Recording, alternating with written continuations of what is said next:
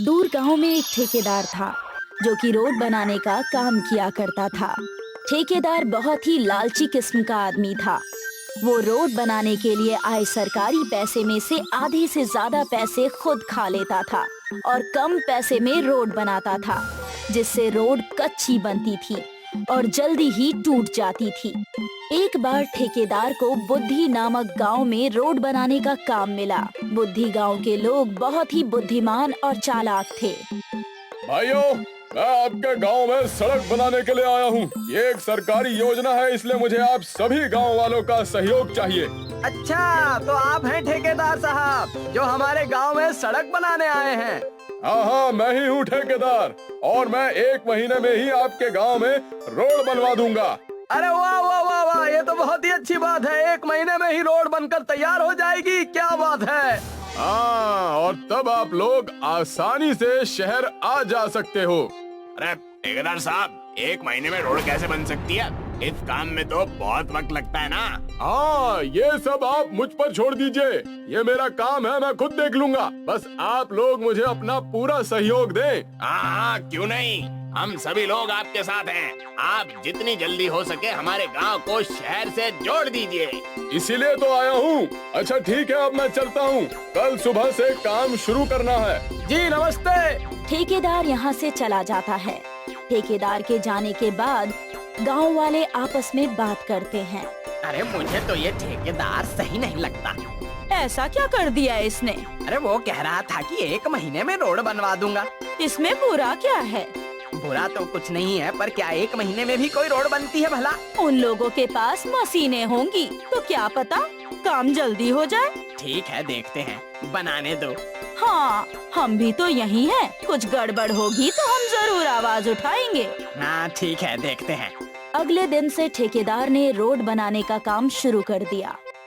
गांव के सभी लोग बहुत खुश थे कि उनके गांव में सड़क बनने वाली थी।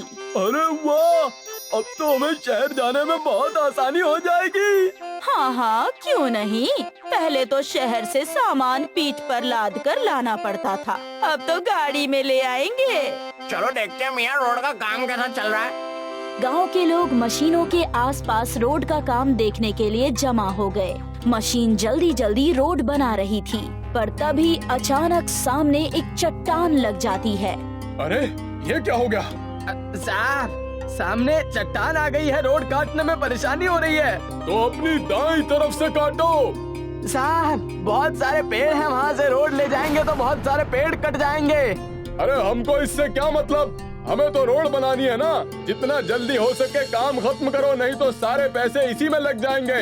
हाँ ठीक है साहब, मैं जंगल के बीचों बीच से रोड ले जाता हूँ। अब रोड काटने का काम जंगल के बीचों बीच से होने लगा, जिससे भारी मात्रा में पेड़ काटे जा रहे थे। इतने ज्यादा पेड़ कटने की वजह से गांव वाले ठेकेदार के पास आए। ठेकेदार साहब, इस तरह तो आप इस जंगल को खत्म ही कर देंगे। अरे तो क्या करूं?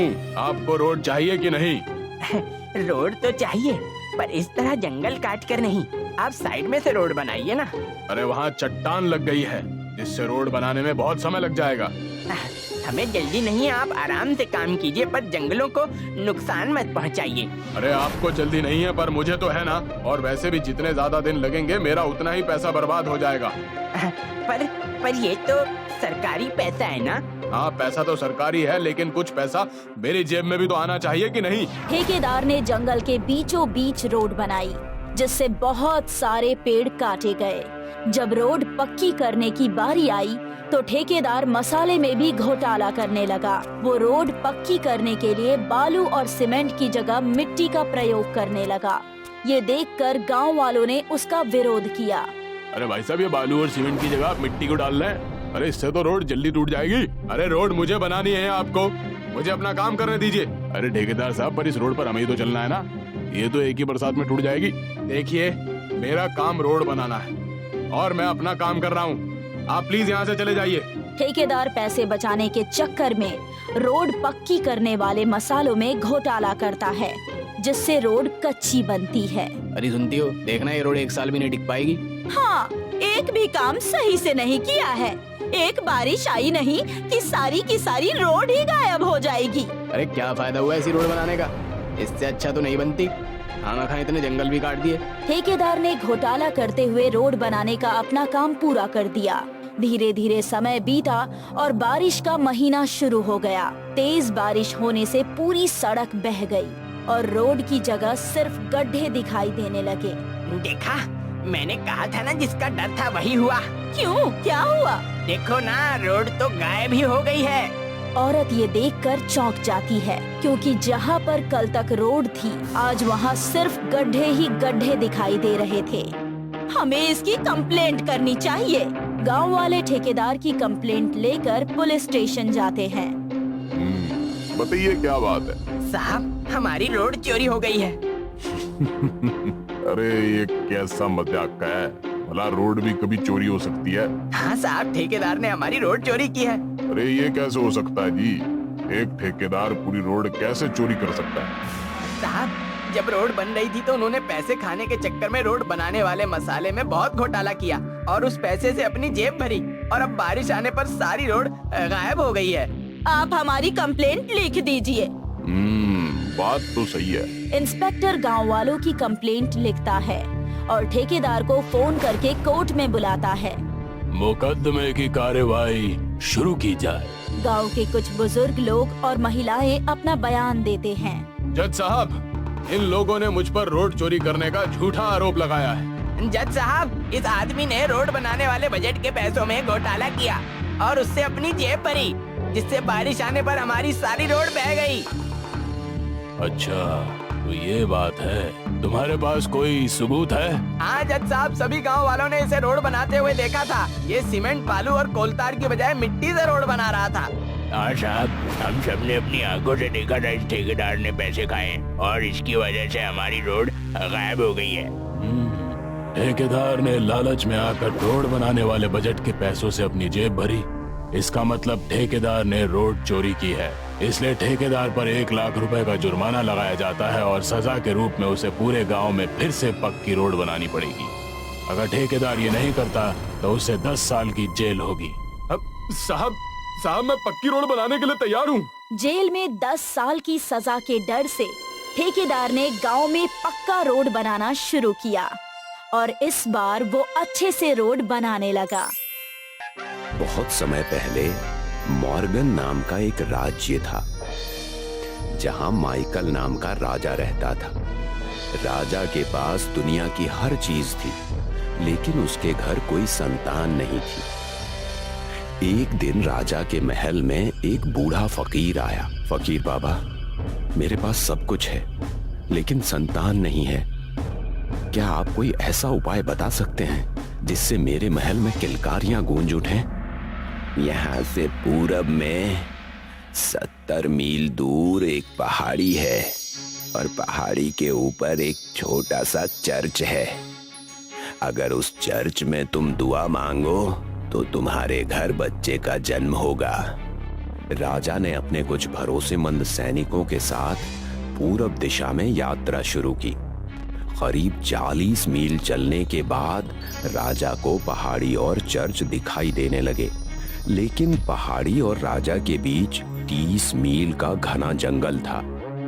सैनिकों, हमारे और हमारे लक्ष्य के बीच सिर्फ 30 मील का एक जंगल है। इसे पार करते ही हम लक्ष्य तक पहुंच जाएंगे। वो जंगल साधारण जंगल नहीं था, वहां एक जादूगरनी रहा करती थी। तो महाराज चर्च में जाकर अपनी अधूरी इच्छा पूरी करने जा रहा है। मैं इसकी मेहनत पर पानी फेर दूंगी। जब राजा जंगल से गुजर रहे थे तो जादूगरनी ने राजा पर जादू फेंका और राजा को उस जादू से प्यास लगने लगी। मुझे बहुत प्यास लग रही है। सैनिकों, तुम चारों दिशाओं में जाओ और पानी ढूंढो। इस तरह राजा बिल्कुल अकेला रह गया। जादूगरनी ने एक सुंदर स्त्री का रूप धारण किया और मटका लेकर राजा के पास से गुजरी। सुनो, क्या तुम मुझे पानी पिलाओगी? प्यास के कारण मेरा गला सूख रहा है। सुंदर स्त्री ने अपना मटका नीचे झुकाया और राजा ने खूब छक कर पानी पिया। पानी पीकर राजा आगे के सफर पर रवाना हो गया। इस पानी का असर राजा को 19 साल बाद पता चलेगा। राजा पहाड़ी के चर्च पर प्रार्थना करके लौट आया। करीब 1 साल बाद राजा के घर एक लड़की का जन्म हुआ। पूरे राज्य में खुशियां मनाई गईं। लड़की का नाम कैटरीना रखा गया। कैटरीना जब बड़ी हुई तो वो एक बहादुर, समझदार और नेक दिल युवती बनी। रानी गुजर चुकी थी और राजा का स्वास्थ्य अच्छा नहीं रहता था। इसलिए राजा ने सोचा, मुझे अपनी बेटी की शादी कर देनी चाहिए। राजा के पड़ोस में सिवाकस नाम का राज्य था। सिवाकस के राजा का बेटा भी कैटरीना की उम्र का था। उसका नाम था डॉविन। डॉविन एक खूबसूरत नौजवान और बहादुर योद्धा था। एक बार जब डॉविन के पिता कैटरीना के पिता के राज्य में घूमने आए तो उन्होंने कैटरीना और डॉविन की शादी तय कर दी। लेकिन शादी से कुछ दिन पहले ही कैटरीना बुरी तरह से बीमार पड़ गई। ये उस पानी का असर है जो मैंने राजा को पिलाया था। मैं उसी समय जानती थी कि राजा की लड़की होगी और राजा अपनी लड़की की शादी सिवाकस राज्य के राजकुमार से करेंगे। लेकिन राजकुमार डॉविन की शादी सिर्फ मेरी बेटी से होगी। कोई भी कैटरीना की बीमारी का तोड़ नहीं ढूंढ पाएगा। राजा ने राज्य के अच्छे से अच्छे व्यक्ति को बुलाया और अपनी बेटी का इलाज कराया। लेकिन कोई दवाई कैटरीना पर असर नहीं कर पा रही थी। अंत में राजा के पास एक बहुत बूढ़ा फकीर आया जिसकी उम्र 100 वर्ष से अधिक थी। राजा साहब, क्या आपने मुझे पहचाना? मैं वही फकीर हूँ जिसने आपको 20 साल पहले पूर्व दिशा में पहाड़ी पर भेजा था। हाँ, मुझे सब कुछ याद है। आप बहुत सही समय पर आए हैं। आपकी बात सही निकली। मेरी बेटी का जन्म हुआ, लेकिन फिलहाल वो मृत्युशैया पर है। मुझे सब कुछ पता है राजा साहब। जब मैंने राजकुमारी की बीमारी के बारे में सुना तब मैं सीधा आपके पास चला आया। फकीर बाबा, क्या आप कोई तरकीब बता सकते हैं जिससे मेरी बेटी ठीक हो जाए? आप जो मांगेंगे मैं वो दे दूंगा। आप चाहे तो आधा राज्य मांग सकते हैं। इस उम्र में मेरी जरूरतें बहुत कम हैं, लेकिन मैं राजकुमारी को ठीक करने का नुस्खा जानता हूँ। महाराज, आपको उसी जंगल में जाना होगा जो 40 मील दूर पूरब दिशा में है। जंगल के बीचों बीच एक लाल रंग की पत्तियों वाला खास पेड़ है। उस पेड़ के पत्तों को ले आइए, उन्हें पीसिए और घोल बनाकर अपनी बेटी को पिला दीजिए। आपकी बेटी स्वस्थ हो जाएगी। वो बूढ़ा सन्यासी, उसने मेरे किए कराए पर पानी फेर दिया। मुझे किसी भी हाल में राजा को लाल पेड़ तक पहुंचने से रोकना होगा। जादूगरनी ने राजा के रास्ते में 7 दलदल पैदा कर दी, लेकिन राजा का घोड़ा 7 दलदल पार कर गया। फिर जादूगरनी ने 7 जगह आग लगा दी। राजा का घोड़ा आग को भी पार कर गया और लाल पेड़ तक पहुंच गया। राजा जड़ी बूटी ले आया और राजा की बेटी स्वस्थ हो गई। इससे पहले कि राजा दोबारा शादी की तैयारियां शुरू करते, राजा के पास एक बूढ़ी औरत आई। महाराज, मैं आपके पड़ोसी राज्य सिवाकस से आई हूँ, जिसके राजकुमार डॉविन से आपकी बेटी का ब्याह होने वाला है। बताओ, तुम्हें क्या कहना है? महाराज, राजकुमार डॉविन की उम्र सिर्फ 1 बरस और शेष है। ये तुम क्या कह रही हो? जब डॉविन का जन्म हुआ था तो एक ज्योतिष ने भविष्यवाणी की थी कि डॉविन 21 वर्ष में मर जाएगा। जब मुझे पता लगा कि आप अपनी बेटी का विवाह डॉविन से कराना चाहते हैं, तो मैंने आपको सच बताना उचित समझा। वो औरत कोई और नहीं बल्कि जादूगरनी ही थी। जादूगरनी ने एक बूढ़ी औरत का रूप धारण करके राजा को धोखा दिया अगर ये सच है तो मैं अपनी बेटी का विवाह डॉबिन से नहीं करूंगा। जब ये खबर कैटरीना तक पहुंची तो वो बहुत दुखी हुई, क्योंकि कैटरीना मन ही मन डॉबिन से प्रेम करने लगी थी। मैं उस बूढ़ी औरत पर भरोसा कैसे कर लूं? मैं स्वयं राजकुमार से मिलना चाहती हूँ। कैटरीना ने अपनी इच्छा अपने पिता के सामने जाहिर की। पिताजी, मैं डॉविन से मिलना चाहती हूँ। मुझे उस औरत पर भरोसा नहीं है। लेकिन वो औरत हमसे झूठ क्यों बोलेगी? तुम्हारा अब डॉबिन से मिलना उचित नहीं। डॉबिन के पिता ने हमें सच न बताकर हमें धोखा दिया है। जब राजा ने कैटरीना को डॉबिन से मिलने की इजाजत नहीं दी तो कैटरीना ने गुप्त तरीके से डॉबिन से मिलने का फैसला किया।